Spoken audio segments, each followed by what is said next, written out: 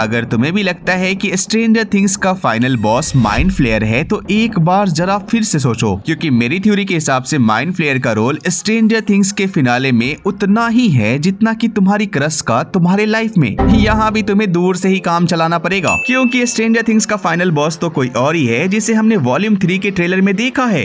इस वीडियो को स्टार्टिंग से लेकर एंड तक जरूर देखना, क्योंकि आज की इस वीडियो में हम बात करने वाले हैं कि क्या जोनाथन सच में सैक्रिफाइस करने वाला है खुद को, और क्या काली एंड में एल को जान से मार डालेगी। ये और इसके साथ बहुत सारी थ्योरीज इस वीडियो में आपका इंतजार कर रही है, तो इस वीडियो को एंड तक जरूर देखना।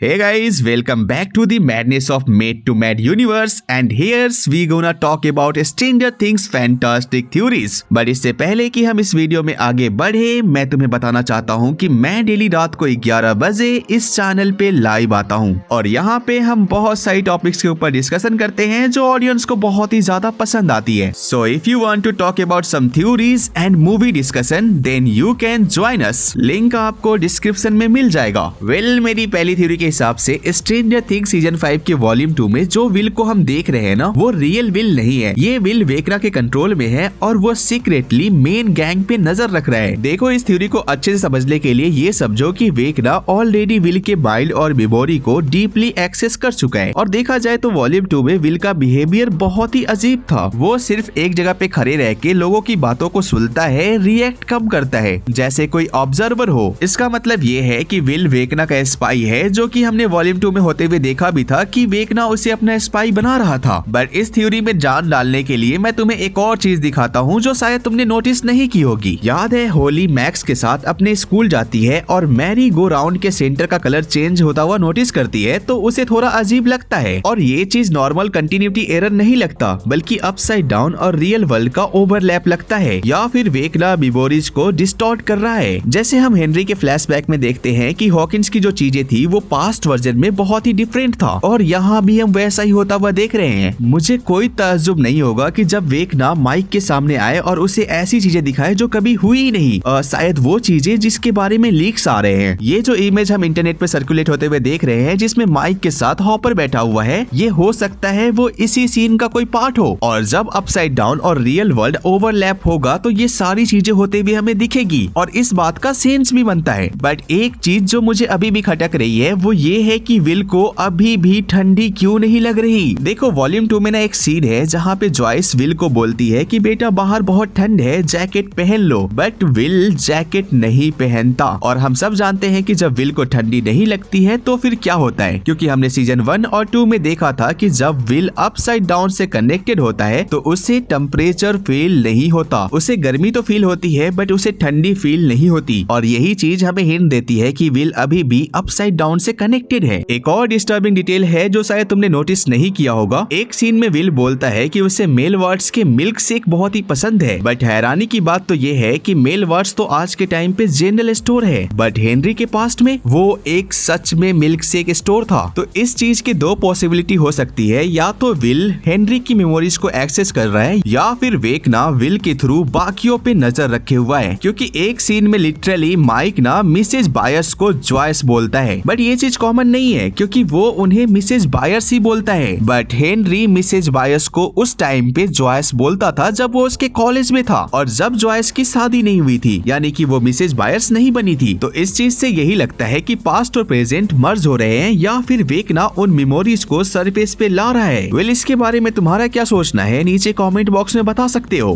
हमारी सेकेंड थ्योरी के हिसाब से 8 यानी कि काली, जिसे वॉल्यूम 2 में देखने के बाद लोग ऑलरेडी उस पे भड़के हुए हैं क्योंकि उसने 11 को सैक्रिफाइस करने का आइडिया दिया था, जो कि बहुत ही गलत है। बट क्या हो अगर मैं कहूँ कि वॉल्यूम 3 में 8 11 के लिए बहुत ही बड़ा खतरा साबित होने वाली है, और वो इसलिए क्योंकि वो खुद की सिक्योरिटी के लिए इतना पागल हो जाएगी कि वो 11 को ही जान से मार डालेगी। हाँ गाइज, ये सुनने में थोड़ा डिस्टर्बिंग लग रहा है, बट ऐसा होने की पॉसिबिलिटी बहुत ज्यादा हाई है। देखो, बीते कुछ टाइम में हमने देखा है कि काली ने ना बहुत कुछ खोया है। उसने अपने दोस्तों को खोया, अपना घर खोया और अपनी पावर्स का भी उसने गलत इस्तेमाल होते हुए देखा है और इन सभी चीजों का जिम्मेदार वो कहीं न कहीं 11 को ही मानती है, क्योंकि जब से 11 उसकी लाइफ में वापस आई उसके साथ बहुत कुछ गलत होना शुरू हो गया था। देखा जाए तो आर्मी वाले भी 11 को ढूंढ रहे थे और उन्हें मिलती है काली, और काली कितना बुरी फंसती है ये हम सब ने देखा है। तो यहाँ पे ना दो पॉसिबिलिटी हो सकती है जो कि काली कर सकती है, या तो काली अपने भाई वेकना को खत्म करने के बाद 11 को भी खत्म कर देगी, या फिर खुद को सैक्रिफाइस करके 11 को एक नई जिंदगी जीने का मौका देगी। बट व्हाट इफ अगर एंडिंग में हम देखें कि 11 माइक के साथ किसी झरने के किनारे रह रही हो और दोनों बहुत ही खुश हो, हैप्पी हो, अपनी जिंदगी को एंजॉय कर रही हो, और अचानक से थोड़ा सा ग्लिच हो और हमें दिखाया जाए कि ये सब काली 11 को इल्यूजन दिखा रही है और वो दोनों एक साथ अभी भी अपसाइड डाउन में बैठे हुए हैं ताकि वेकना जैसा कोई और विलन हॉकिंस के अंदर कदम ना रख पाए। भाई ये थ्योरी जब से मेरे माइंड में आई है ना, मैं खुद ही समझ नहीं पा रहा हूँ कि ये थ्योरी कितना ब्रूटल है। और हमने काली को देखा भी है कि वो 11 और माइक की बातें सुन रहे होते हैं, वो उनका सपना सुन लेती है कि वो क्या चाहती है। सो इसी वजह से इस चीज के सच होने के ज्यादा चांसेज है। ये बिल्कुल वैसा ही होगा जैसे कि नियो का मैट्रिक्स में होना। 11 तो हमें खुश दिखेगी बट हम जानते हैं कि वो एक्चुअल में कहाँ है। वेल हमारी तीसरी थ्योरी के हिसाब से जोनाथन मरने वाला है और वो अपने आप को सैक्रिफाइस करने वाला है। बट इस चीज के ऊपर ना मैं डिस्कशन नहीं करना चाहता। मैं चाहता हूँ कि तुम मुझे कमेंट में बताओ कि ऐसा कैसे होगा। ये वाली थ्योरी ना मैं तुम्हारे हवाले छोड़ता हूँ। जिसका भी बेस्ट कमेंट आएगा मैं उसे नेक्स्ट वीडियो में शाउट आउट दूंगा। वेल चलो अब हम इस वीडियो के लास्ट थ्योरी के ऊपर भी बात कर ही लेते हैं। जैसा कि मैंने बोला था कि मुझे नहीं लगता कि माइंड फ्लेयर स्ट्रेंजर थिंग्स का फाइनल बॉस होने वाला है, और ये मैं आज से नहीं बल्कि मैं अपनी फर्स्ट वीडियो से ही कहता आ रहा हूँ। मेरे ख्याल से यहाँ पे दो ही कैरेक्टर ऐसे हो सकते हैं जो कि स्ट्रेंजर थिंग्स के फाइनल बॉस कहलाने लायक हैं, और मैंने वो नाम तुम्हें पहले भी बता रखा है। पहला तो थेसल हाइड्रा और दूसरा तियामुत। बट हाल ही में आए स्ट्रेंजर थिंग्स के फाइनल ट्रेलर के बाद तियामुत वाली थ्योरी ना ज्यादा सच होते हुए दिख रही है। वो कैसे,